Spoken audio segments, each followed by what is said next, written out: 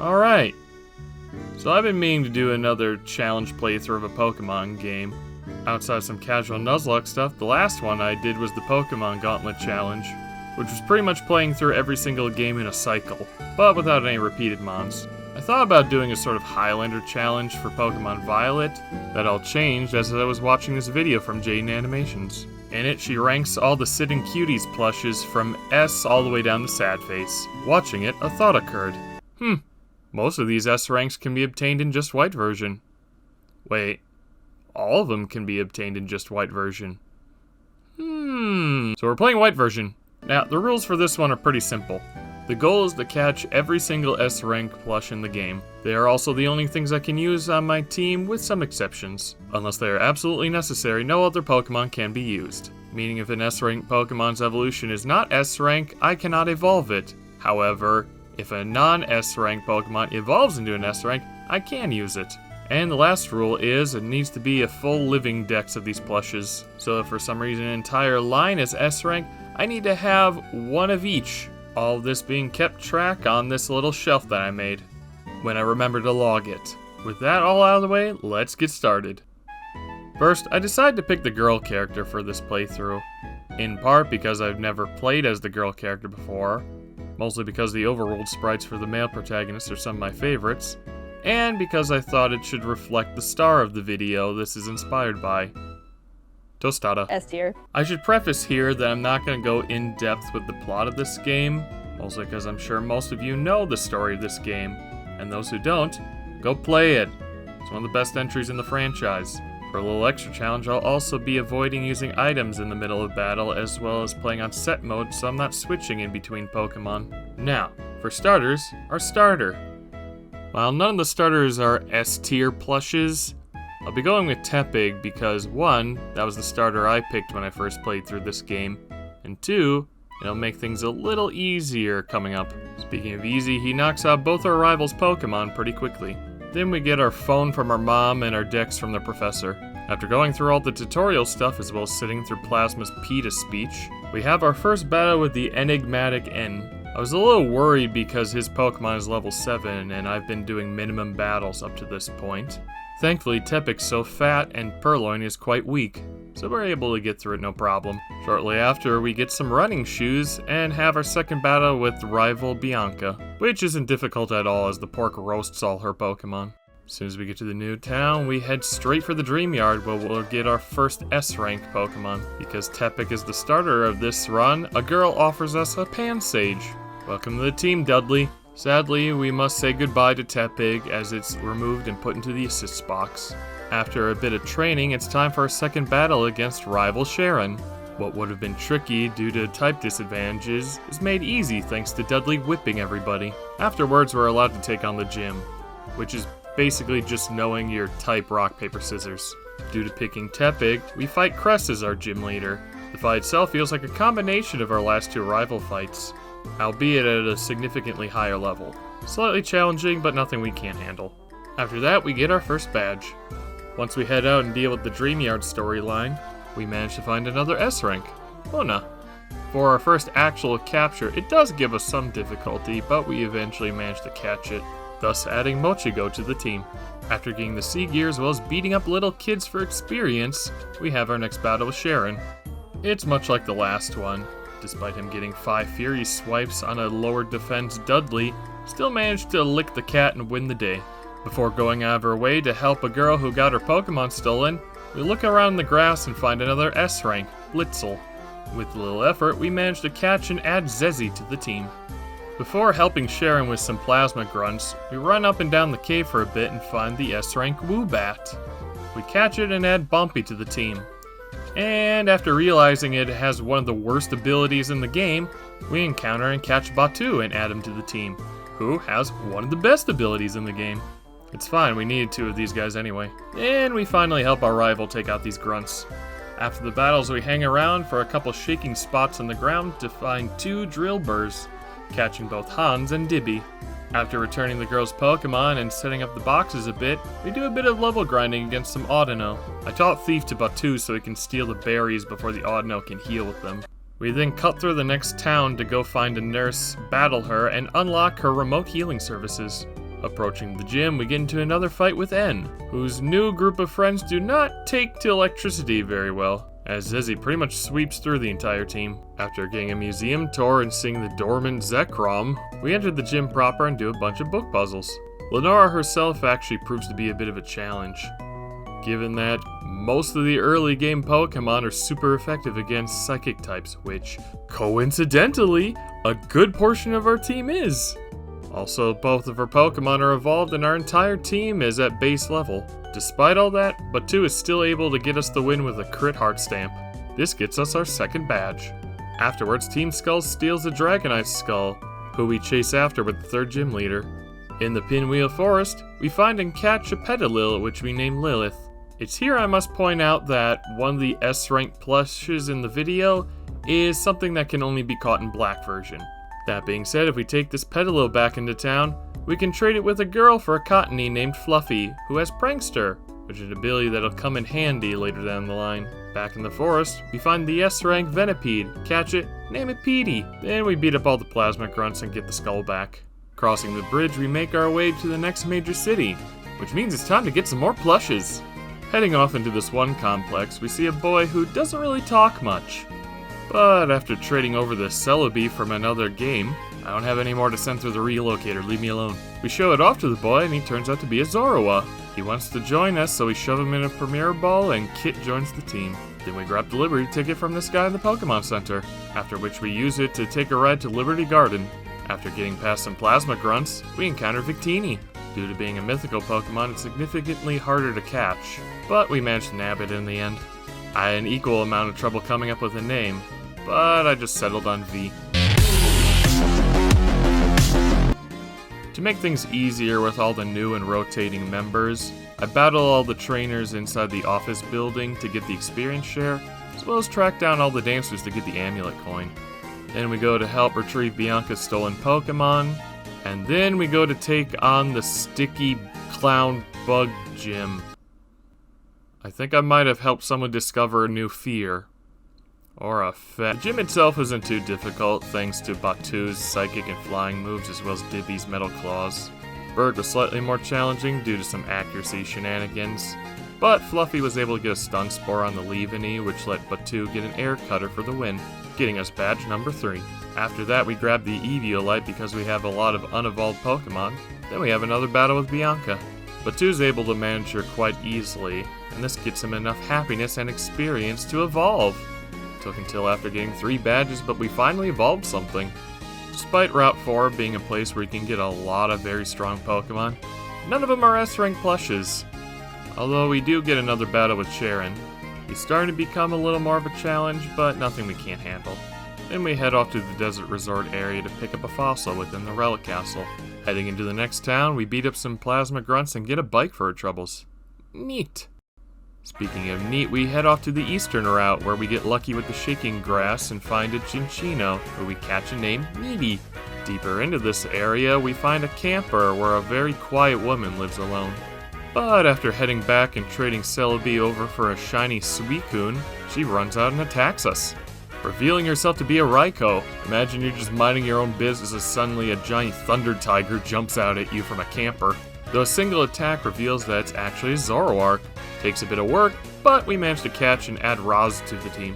Before heading back into town, we managed to find and catch the S-rank Solosis, who we named Jelly. After trying to go the other route, Bianca chases us down to go look at the musical. For the record, Roz looks very lovely. Now free, we head off to the western route and catch 2 more Solosis, being Jam and Gummy. I go to test the hidden power types of the different Solosis, and it seems Gummy has hidden power water. We'll stick with him for a while. Because spoilers, there are no S-rank water types. Heading toward the gym, we encounter N, who confesses to us on a Ferris wheel. We reject him, then we battle. Gummy's hidden power takes out the Sandile pretty easily, and Roz starts to pull her own weight by tricking the Sigilyph into using psychic moves. Time for Gym 4. The gym only really uses 2 different kinds of electric Pokemon. One of them is flying, which is why we taught Dibby Rock Tomb. However, when it comes to Alessa's fight, Rock Tomb proves to be unreliable at times by missing at a crucial point, making Zebstrika a little too scary for Dibby at the moment. But with some spores and seeds from Fluffy, we're able to slow it down and weaken it for Dibby to finish it off. With that, we have half the badges. We get into another battle with Sharon, where this time it's actually a bit more of a challenge due to him getting some lucky crit and defense drops, and a pretty bad misclick on my part, but we're able to beat him in the end, and the subsequent team-up goes pretty well. Before continuing on to the next town, we bike all the way back to Nacrene. First we drop off Jelly to get some passive level ups, and then we revive the S-rank Archon Arnie. Crossing the bridge to Driftvale, we meet Gym Leader Clay and then battle the coolest guy in this game, while severely messing up the order for this triple battle. Then we head toward Cold Storage where we pick up a Rocky Helmet to help with our physically frail Pokemon, and clear out the Plasma Grunts inside the storage facility. Gets his goofy goods from the Gym Leader, and then we take on the gym itself. Being comprised of entirely ground types, Fluffy and Gummy are able to clear it out pretty easily. Gummy also manages to level up enough to evolve. As for Clay, Fluffy's able to take out the Crocorock pretty quickly, then seed up the Excadrill so Dibby can use Dig on it, then Roz takes out the Palpitoad with a Grass Knot. And that's badge number 5. We get another battle with Bianca, which as usual is pretty easy, mostly because Roz and Batu counter pretty much everything. After a few more battles, Dibby hits level 31 and evolves into Excadrill. It's pretty much going to be our main powerhouse for the playthrough. Heading into Charge Stone, we say hi to N, then use a Super Repel with Batu up in the front.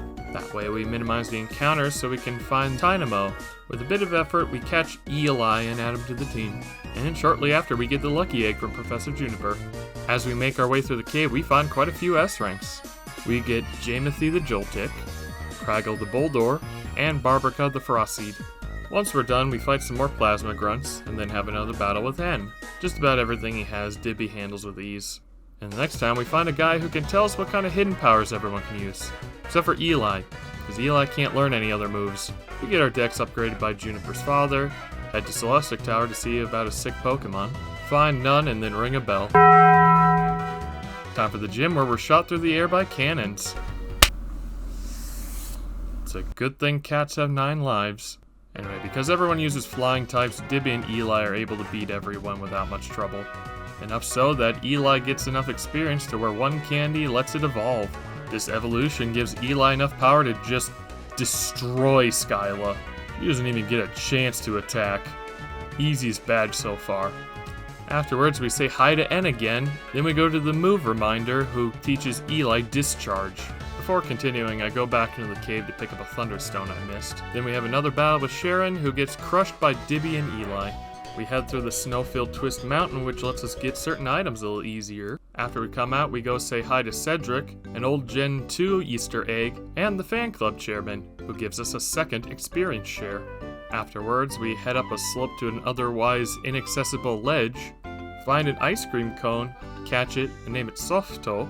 Then we level up Fluffy to 35 so it can learn Energy Ball, at which point we throw on a stone and evolve into the S-rank Whimsicott. Now we must put Fluffy away for a bit so we can level up some other guys. Also, the next couple gyms do not match up well with it. Then we fly back to the daycare center to pick up Jelly, who we get in the last couple levels so it can evolve. It's here where I realize I made an error. There was a Pokemon I was hoping to catch later down the line.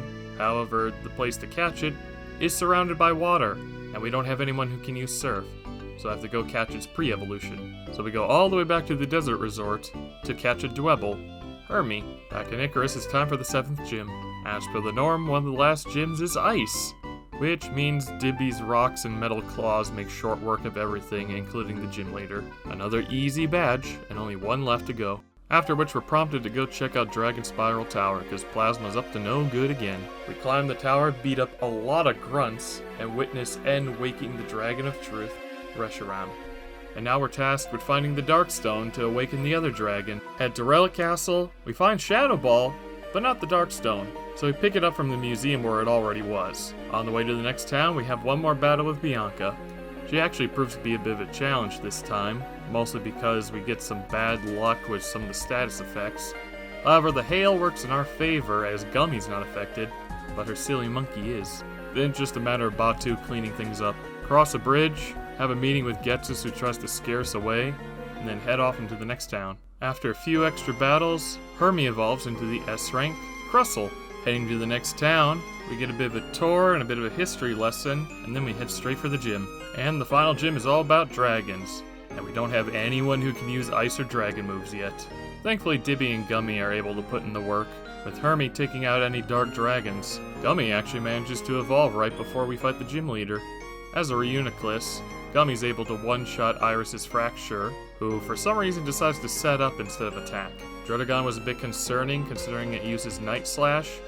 However, for some reason, it decided to go for Dragon Tail, which, if you didn't know, makes you move last. So even though Gummy is quite slow, it's able to get a second hit and knock out the Drotagon.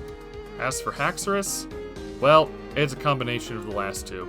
Boosting its attack and speed with Dragon Dance, but going for a minus priority move like Dragon Tail, making it an easy win for us. And that's the last badge. Funny how the second half were way easier than the first half. After that, Juniper gives us a Master Ball. Shortly after, we're warned of a storm in a different area, so we go to chase the storm, follow it to a different route, encounter it, and then catch it in a Master Ball. Thanks, Juniper. We then have one last battle with Sharon. He's significantly more difficult than he was previously, especially with a Samurott who has a priority move, but we're able to tough it out and win in the end. Once that's done, we head through the gates of the Pokemon League. We get through a victory road pretty quickly, going back to pick up Dragon Claw, and then finally evolving Eli into the S-Rank Electros. And then I go get ready to face the Elite Four. After picking up a couple other TMs as well as some healing items, it's time for the final battles. For the Elite Four, I decide to take Batu the Swoobat, Dibby the Excadrill, Gummy the Reuniclus, Roz the Zoroark, Hermie the Crustle, and Eli the Electros. We can go about these in any order we choose, so for the sake of sanity, I decide to pick the one that I find the easiest. First up is Caitlyn. I lead off with Roz disguised as Eli, making her constantly spam psychic moves, even though they will never work, resulting in a flawless fight. Next is Grimsley. He is not nearly as easy. I tried to stun the Scrafty with Air Slash, but Batu just gets one-shot by Crunch.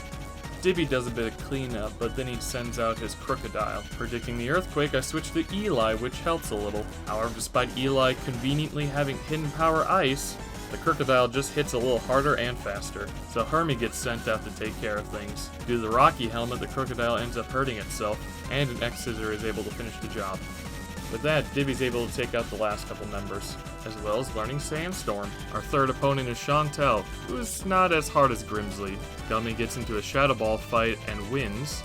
Eli takes out the Jellicent easily, and the Golurk takes itself out.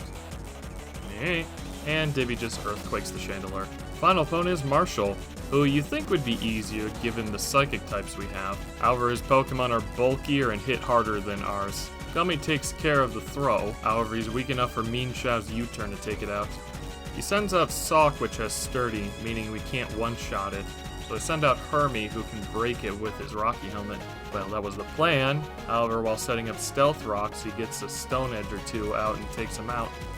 But Batu's able to finish him off, but he wasn't quite strong enough to take out the Conkeldurr in one hit. He uses a full restore, but 2 discharges are able to take it out. His final Pokemon, Mean Shao, is able to hit very hard and very fast, so I'm hoping for a discharge to paralyze it. And we don't, which results in...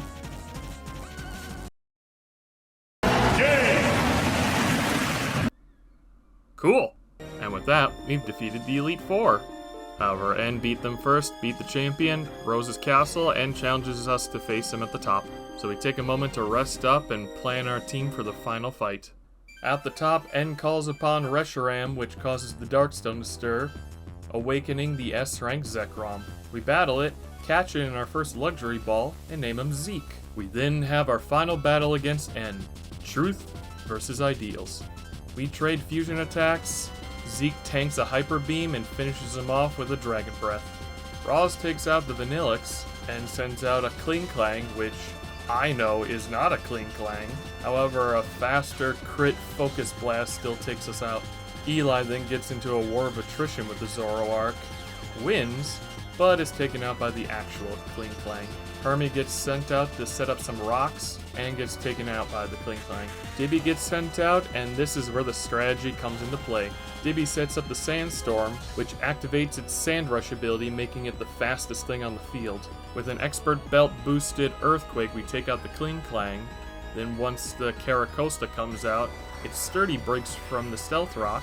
We take that out with an Earthquake, and then outspeed the Archeops and take it out with a Rock Slide.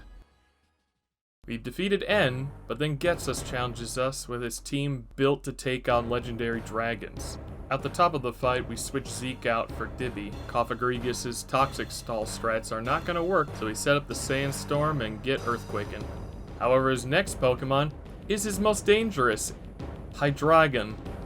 Brick Break does a good chunk of damage, however, it, unsurprisingly, hits with a Focus Blast. But this is where a secret weapon comes into play. Fluffy! Prankster boosted Stun Spore is able to paralyze the big dragon. This lets Hermie come in and finish it with an X-Scissor. However, we're down to Dibby, so we have to rely on Zeke to take down the Bisharp. Predicting an Earthquake again, we switch to Eli, who, of course, is immune. We hit it with Discharge. However, he takes us out with one Head Smash. This does weaken him enough so that one more hit is able to take it out. He sends out his Seismitoad, hoping to Earthquake the Zekrom, only to get one shot by a Grass Knot. Down to his last Pokemon, and thinking it's still a Zekrom, he tries to go for Crunch, revealing it to be Roz, which confuses Getsus. We follow up this foul play with foul play and win the match. With that, Getsus' plans have been thwarted, and leaves wishing us luck on our journey, and the credits roll. But we're not done yet. As you can see, we have a couple spots on the shelf to fill in. So after leaving our room, we're given a fishing rod, which we unfortunately need for later. Making our way to the bottom of Relic Castle, we find a secret passage and a bit of a maze. At the end of it, we find the S-rank Volcarona, who's level 70.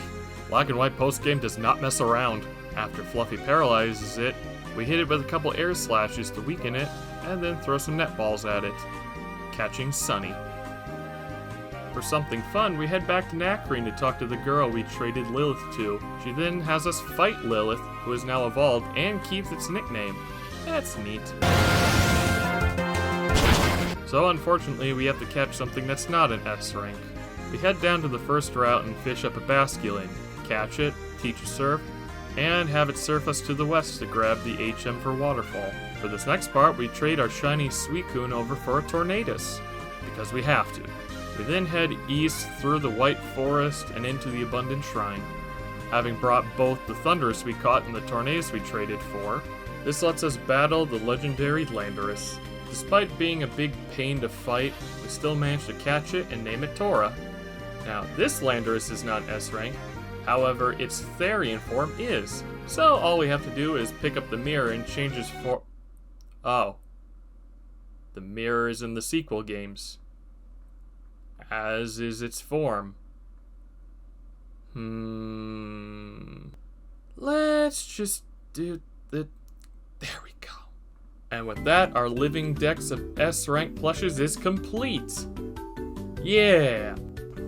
And we're done. Honestly, that was actually a lot of fun to do. Got to use some Pokemon I don't usually use, as well as some favorites. Though admittedly it helped a lot that some really strong Pokemon were S-rank plushes. But yeah, thank you guys for watching, sticking through this. I hope you enjoyed watching it as much as I did making it. And of course a special thanks to Jaiden, whose plush tier list video is what this whole playthrough was based on. I've been following her content for quite a few years, so this was extra special for me. So Jaiden, if you're somehow watching this, thanks a lot. Also play through Cyber Sleuth, it's much better than Dawn and Dusk, I promise. Also, by the time this video goes up, happy belated birthday to Tostada. Maybe if there are any more tier list videos, which looks like there will be, I might do another one of these plush challenge runs. Hopefully they also have good, fully evolved Pokemon. But until the next video, see ya.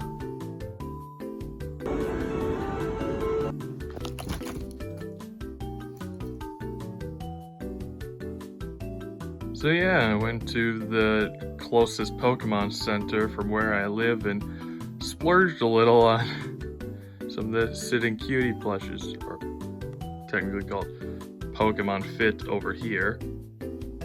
You know, yeah.